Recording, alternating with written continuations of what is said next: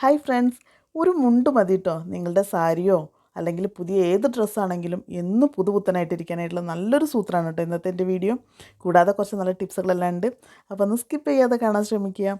അപ്പോൾ ഇന്നത്തെ എൻ്റെ പുതിയൊരു വീഡിയോയിലേക്ക് എല്ലാവർക്കും സ്വാഗതം.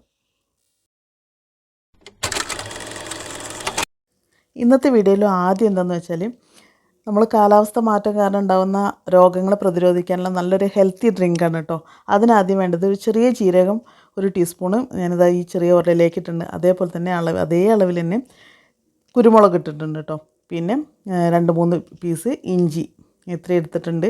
പിന്നെ അതേപോലെ തന്നെ ഒരു 4 പല്ല് വെളുത്തുള്ളി, 4 വെളുത്തുള്ളി ഇട്ടിട്ടുണ്ട്. ഇത് നമുക്ക് നന്നായിട്ടൊന്ന് ചതച്ചെടുക്കാം. ഉരലിട്ടിട്ട് നന്നായിട്ടൊന്ന് അരഞ്ഞു പോകണ്ട, നന്നായിട്ട് ചതഞ്ഞാൽ മാത്രം മതി. പിന്നെ അതിലേക്ക് ഞാനിതാ 2 വെറ്റിലെടുത്ത് വെച്ചിട്ട് നല്ല കഴുകി വൃത്തിയാക്കി വെച്ചിട്ടുള്ള വെറ്റിലയാണ്. അതിൻ്റെ ഈ തണ്ടും അതിൻ്റെ തുമ്പെല്ലാം കളഞ്ഞതിന് ശേഷം കൈ വെച്ചിട്ട് തന്നെ നന്നായിട്ട് മുറിച്ചിട്ട് ഈ ചതച്ചതിൻ്റെ കൂട്ടത്തിലേക്ക് ഇട്ടിട്ട് ഇതും വെച്ചിട്ടൊന്ന് ചതച്ചെടുക്കുക. ഈ ഇല അരഞ്ഞു പോകരുത്, ഒന്ന് ചതഞ്ഞാൽ മാത്രം മതി കേട്ടോ. ഈ വെറ്റില ഉപയോഗിക്കുന്നത് കൊണ്ട് ഒരുപാട് ഗുണങ്ങളുണ്ട്. ഈ നമുക്കുണ്ടാകുന്ന കഫക്കെട്ട്, അതേപോലെ തന്നെ ജലദോഷം, തലവേദനയൊക്കെ മാറ്റാൻ ഈ വെറ്റില ഉപയോഗിക്കുന്നതുകൊണ്ട് സാധിക്കും. അതേപോലെ തന്നെ ജീരകമായാലും കുരുമുളകൊക്കെ നമ്മളുടെ രോഗപ്രതിരോധ ശേഷി വർദ്ധിപ്പിക്കുന്നതാണ്. അപ്പോൾ ഇത് നന്നായിട്ടൊന്ന് ചതച്ചെടുക്കുക കേട്ടോ, ഇല അരഞ്ഞു പോരുത്. പിന്നെ നമ്മൾ ഈ കാലാവസ്ഥയ്ക്ക് ഉണ്ടാകുന്ന ജലദോഷം, ചുമ, തൊണ്ടവേദന, അതേപോലെ തന്നെ നീർക്കെട്ട്, തലവേദന അതൊക്കെ ഇല്ലാണ്ടാക്കും കേട്ടോ ഈ ഒരു ഡ്രിങ്ക്. ഇത് ഇല്ലയെന്നുണ്ടെങ്കിൽ നിങ്ങൾക്ക് ഇതൊന്നും ചെയ്യാൻ പറ്റില്ല എന്നുണ്ടെങ്കിൽ നല്ല കുരുമുളകും ജീരകവും വെളുത്തുള്ളിയൊക്കെ ഇട്ടിട്ട് നല്ലൊരു രസം വെച്ചിട്ട് നമ്മൾ കഞ്ഞി കുടിക്കുന്ന പോലെ ഈ രസത്തിലേക്ക് ചോറ് ഇട്ടിട്ട് നന്നായിട്ട് മിക്സ് ചെയ്തിട്ട് കഞ്ഞി കുടിക്കുന്ന പോലെ കുടിച്ചാലും, നല്ല ചെറു ചൂടോടെ കുടിച്ചാലും നല്ല എഫക്റ്റാണ്. ജലദോഷവും പനിക്കൊക്കെ നല്ലൊരു ആശ്വാസം കിട്ടും കേട്ടോ. അപ്പോൾ ഇത് ഞാൻ നന്നായിട്ടൊന്ന് ചതച്ചെടുത്തിട്ടുണ്ട്. നിങ്ങൾക്ക് പനി, ജലദോഷം, തലവേദനയൊക്കെ ഉണ്ടെങ്കിൽ ഇത് കഴിക്കാം. നിങ്ങൾ മറ്റ് ഡോക്ടറെ കാണിച്ച് മറ്റ് മരുന്ന് കഴിക്കുന്നുണ്ടെങ്കിലും ഈ ഒരു ഡ്രിങ്ക് കഴിക്കുന്നതുകൊണ്ട് ഒരു ബുദ്ധിമുട്ടുമില്ല. ഇനി ഒരു അസുഖം ഇല്ലാത്തവരാണെന്നുണ്ടെങ്കിലും അവർക്ക് ഈ കാലാവസ്ഥയെ അനുബന്ധിച്ചുണ്ടാകുന്ന അസുഖങ്ങൾ വരാതിരിക്കുന്നതിന് വേണ്ടിയിട്ട് ഒരു ആഴ്ചയിൽ 2-3 തവണ ഇതേപോലെ ഒന്ന് ഈ ഡ്രിങ്ക് ഉണ്ടാക്കിയിട്ട് കുടിക്കുകയാണെന്നുണ്ടെങ്കിൽ നിങ്ങൾക്ക് ഈ ജലദോഷവും തൊണ്ടവേദന, അതേപോലെ തന്നെ മൂക്കടപ്പ്, ആ കാര്യങ്ങളൊന്നും ഉണ്ടാവില്ല കേട്ടോ. അപ്പോൾ അത് ചതച്ച് വെച്ചതും ഇനി ഇത് നമുക്ക് വെള്ളത്തിലേക്ക് ഇട്ട് കൊടുക്കാം. നമുക്ക് തിളപ്പിക്കാൻ ആവശ്യമായിട്ടുള്ള വെള്ളം എടുത്ത് വെച്ചിട്ടുണ്ട്. ആ വെള്ളത്തിലേക്ക് നമ്മൾ ചതച്ച് വെച്ചുള്ള ചേർത്തി കൊടുക്കാം. എന്നിട്ട് നന്നായിട്ടൊന്ന് മിക്സ് ചെയ്ത് കൊടുക്കുക. പിന്നെ ഇനി ഇതിലേക്ക് നമുക്ക് ഒരു നുള്ള് മഞ്ഞൾപ്പൊടി, നിങ്ങൾക്ക് ആവശ്യമെന്നുണ്ടെങ്കിൽ കുറച്ചധികം ഇടുന്നതുകൊണ്ട് കുഴപ്പമൊന്നുമില്ല. അതിൻ്റെ ടേസ്റ്റ് നല്ലതായിരിക്കും. അതേപോലെ നമ്മളെ ബ്ലഡിനെ ഒന്ന് ശുദ്ധീകരിക്കാനും എല്ലാം ഈ മഞ്ഞൾപ്പൊടി കൊണ്ട് സാധിക്കുമല്ലോ. അതെല്ലാവർക്കും അറിയുന്ന കാര്യമാണ്, എന്നാലും ഒന്ന് പറഞ്ഞൊന്ന് മാത്രം കേട്ടോ. ഇതുവരെയും നമ്മൾ ഇത് ചൂടാക്കിയിട്ടില്ല. ഇനി നമുക്ക് സ്റ്റൗവിൻ്റെ മുകളിലേക്ക് വെച്ചിട്ട് നന്നായിട്ടൊന്ന് തിളപ്പിച്ചെടുക്കാം. ഒരു 2-3 മിനിറ്റ്സ് ഇതൊന്ന് തിളപ്പിച്ചെടുത്താൽ മതി. നല്ലതുപോലെ തിളച്ചതിന് ശേഷം അരിച്ചിട്ട് നമുക്ക് ചെറു ചൂടോടെ കുടിക്കാം കേട്ടോ. ഒരു ചെറിയ ഗ്ലാസ്സിനാണെന്ന് ഒരു ഗ്ലാസ്സിന് നമുക്ക് കുട്ടികൾക്കായാലും ശരി മുതിർന്നവർക്കാണെങ്കിലും കുടിക്കാം. അത് 2 നേരം വെച്ചിട്ട് കുടിക്കുകയാണെന്നുണ്ടെങ്കിൽ ഏറ്റവും നല്ലതായിരിക്കും. അപ്പോൾ ഇത് എന്തായാലും ഒന്ന് ട്രൈ ചെയ്ത് നോക്കുക, യൂസ്ഫുള്ളായിരിക്കും. ഞാൻ അതുപോലത്തെ ഒരു പ്ലാസ്റ്റിക്കിൻ്റെ ബോക്സ് എടുത്ത് വെച്ചിട്ടുണ്ട്. ഇത് നമുക്ക് കിച്ചണിൽ നല്ലൊരു ഓർഗനൈസറായിട്ട് സെറ്റ് ചെയ്യാനായിട്ട് പറ്റും കേട്ടോ. ഇതുപോലെ കുറച്ച് പേപ്പർ എടുത്തിട്ടുണ്ട്. ഈ പേപ്പർ ചെറിയതായിട്ട് റോൾ ചെയ്തെടുക്കുക. ഞാനതൊരു ഫില്ലർ വെച്ചിട്ട് ഇതേപോലെ ഒന്ന് റോൾ ചെയ്യുന്നുണ്ട്. ഏറ്റവും വണ്ണം കുറഞ്ഞ രീതിയിൽ എടുക്കാൻ പറ്റുവെച്ചാൽ അത്രയും നല്ലത്. ഇതേപോലെ ഒക്കെ എടുത്ത് വെച്ചിട്ടുണ്ട് കേട്ടോ. ഇത് മാറ്റി വെച്ചതിന് ശേഷം നമ്മൾ ആദ്യം എടുത്ത് വെച്ചിട്ടുള്ള പ്ലാസ്റ്റിക്കിൻ്റെ ആ ബോക്സ് എടുക്കാം. ആ ബോക്സിൻ്റെ സൈഡിലായിട്ട് നമുക്ക് ഇരുമ്പിൻ്റെ കമ്പി ചൂടാക്കിയിട്ട് ഇതുപോലെ ഒന്ന് ഹോളിട്ട് കൊടുക്കാം. ഓരോന്നും 1 ഇഞ്ച് 1 ഇഞ്ച് ഗ്യാപ്പിലാണ് ഞാൻ ഇട്ട് കൊടുക്കുന്നത്. പരമാവധി ഇടാൻ പറ്റുന്ന അത്രത്തോളം സൈഡിലൂടെ ഇട്ട് കൊടുക്കുന്നുണ്ട് കേട്ടോ. അതേപോലെ തന്നെ നമ്മളിപ്പോൾ ഈ ഒരു ഭാഗത്ത് മാത്രമേ ഇട്ടിട്ടുള്ളൂ, അതിന് നേരെ ഓപ്പോസിറ്റും നമ്മൾ ഇതേപോലെ ഹോളിട്ട് കൊടുക്കണം. ഈ ബോക്സിൻ്റെ 2 സൈഡിലും നമ്മൾ ഒരേ അകലത്തിൽ നേരെ ഓപ്പോസിറ്റ് വരുന്ന രീതിയിൽ ഇതേപോലെ ഹോളിട്ട് കൊടുത്തിട്ടുണ്ട് കേട്ടോ. അപ്പോൾ കറക്റ്റ് അതിൻ്റെ ഓപ്പോസിറ്റ് സൈഡിൽ വരുന്ന രീതിയിൽ തന്നെയാണ് ചെയ്തിട്ടുള്ളത്. നമ്മൾ ആദ്യം ഉണ്ടാക്കി വെച്ചിട്ടുള്ള പേപ്പറിൻ്റെ സ്റ്റിക്ക് പോലെ ഉണ്ടാക്കിയിട്ടില്ലേ, അതാണ് ഇനി എടുക്കേണ്ടത്. അത് എന്നിട്ട് നമ്മൾ ഇത് ഒരു ഹോളിൽ കൂടെ നമ്മൾ വെച്ചതിന് ശേഷം മറ്റേ ഹോളിലേക്ക് ഇത് ടച്ച് ആവണം.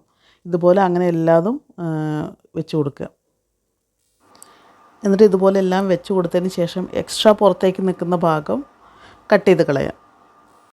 കട്ട് ചെയ്ത് കളഞ്ഞാൽ നല്ല ടൈറ്റായിട്ട് നിൽക്കുന്നുണ്ടെന്ന് നമ്മൾ ഉറപ്പ് വരുത്തണം കേട്ടോ. ഇതെല്ലാം ഞാൻ കട്ട് ചെയ്തിട്ടുണ്ട്.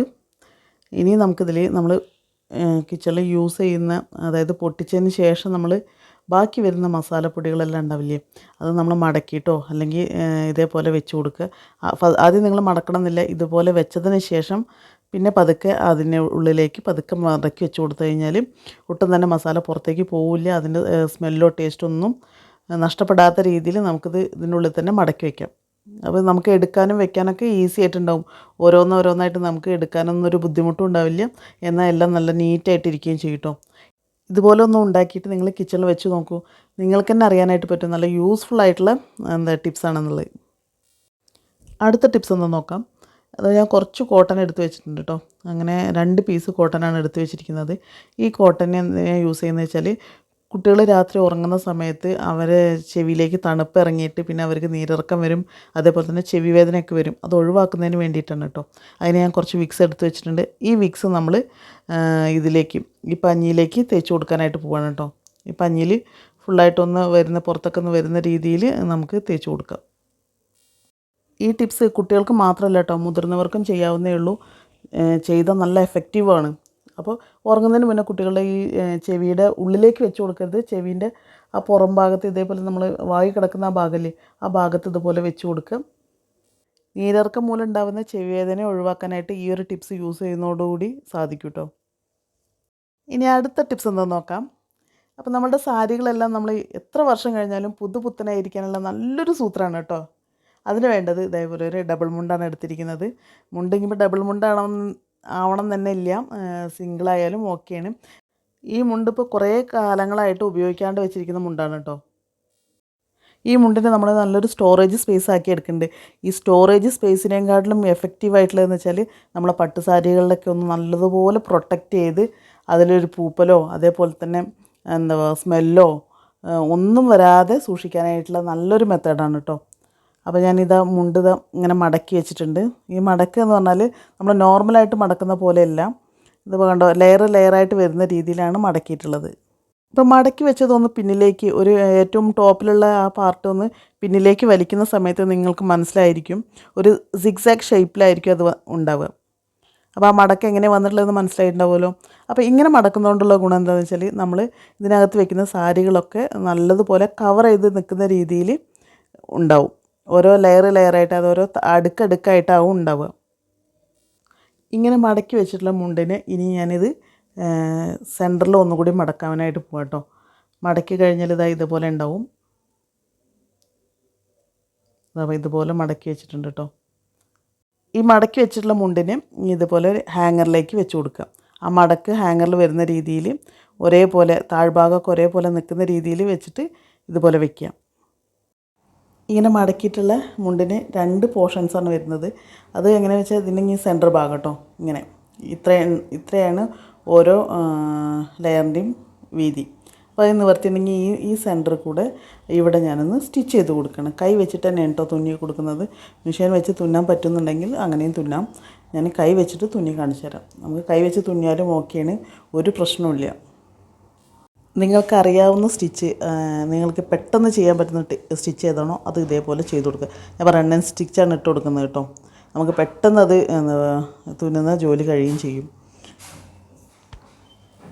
ഞാനിതവിടെ തുന്നിക്കഴിഞ്ഞു. ഇനി നമുക്ക് ഏറ്റവും താഴ്ഭാഗത്തും കൂടി ഇതേപോലെ ഒന്ന് തുന്നിക്കൊടുക്കാം. മുകൾ ഭാഗത്ത് എങ്ങനെ തുന്നിയോ അതേപോലെ തന്നെയാണ് താഴ്ഭാഗത്തും തുന്നുന്നത്.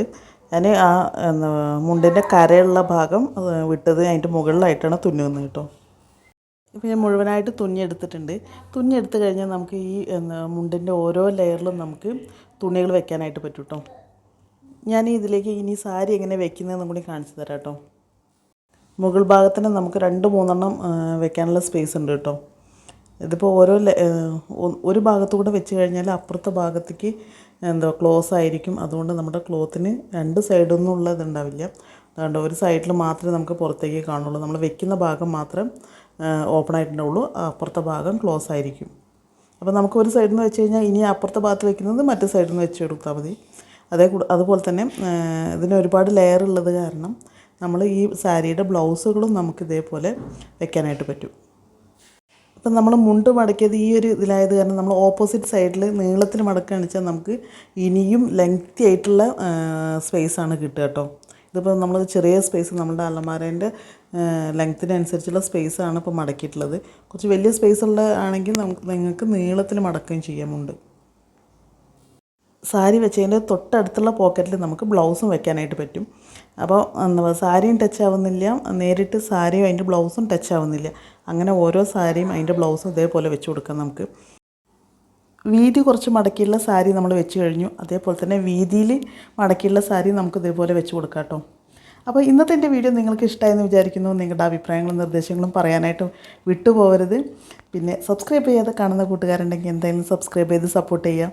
തുടർന്ന് അപ്ലോഡ് ചെയ്യുന്ന വീഡിയോ നിങ്ങൾക്ക് അപ്പോൾ എൻ്റെ നോട്ടിഫിക്കേഷൻ ലഭിക്കുന്നതായിരിക്കും കേട്ടോ.